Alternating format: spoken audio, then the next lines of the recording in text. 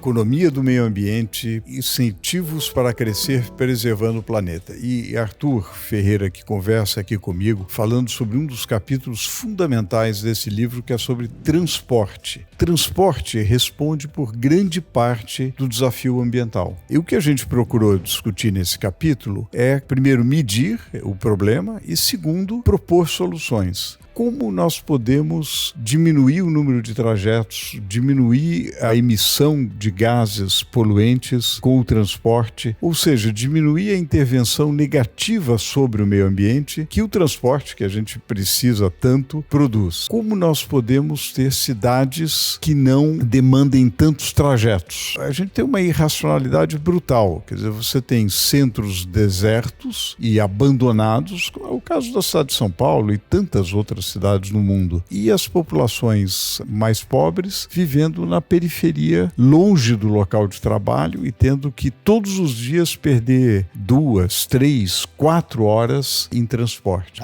Certamente. Quando a gente olha para as cidades e vê um volume tão grande de habitações não utilizadas ou subutilizadas, ao mesmo tempo que você tem déficit habitacional e pressão por novos conjuntos habitacionais, é um problema que deveria se resolver em si mesmo. Então a gente tem burocracias para reaproveitar edifícios antigos, principalmente nos centros das cidades, que já estão em zonas com infraestrutura. A gente está falando de transporte, mas o mesmo vale para saneamento, energia. Não faz o mínimo sentido você abrir um conjunto habitacional numa periferia e, para piorar ainda mais, em cima de uma área de manancial, que geralmente são as áreas que estão livres para esses novos conjuntos, gerando outros problemas ambientais, com uma infraestrutura e futuramente demanda por transporte já pronta, que pode ser aproveitada, talvez renovada. Se em outras áreas o Brasil é uma potência ambiental, o transporte é uma área que prejudica o país do ponto de vista ambiental. Uma das coisas também que me impressionou muito, que a gente acabou discutindo bastante nesse capítulo, foi o teletrabalho. A pandemia nos obrigou a acelerar brutalmente o trabalho remoto. E,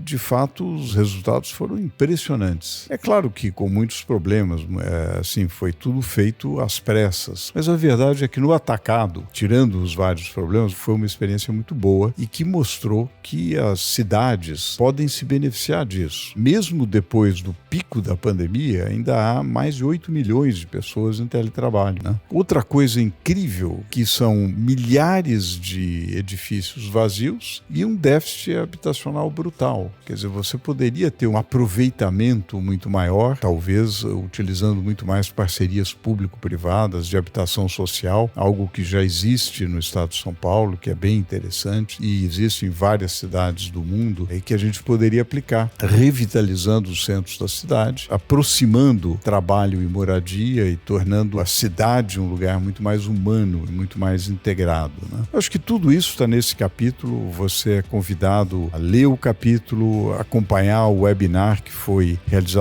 pela Fundação Getúlio Vargas, acompanhar os pontos que o Tomás Alvim, o Poppenmeier fizeram e, naturalmente, ler o conjunto do capítulo e assistir a nossa próxima discussão desse livro.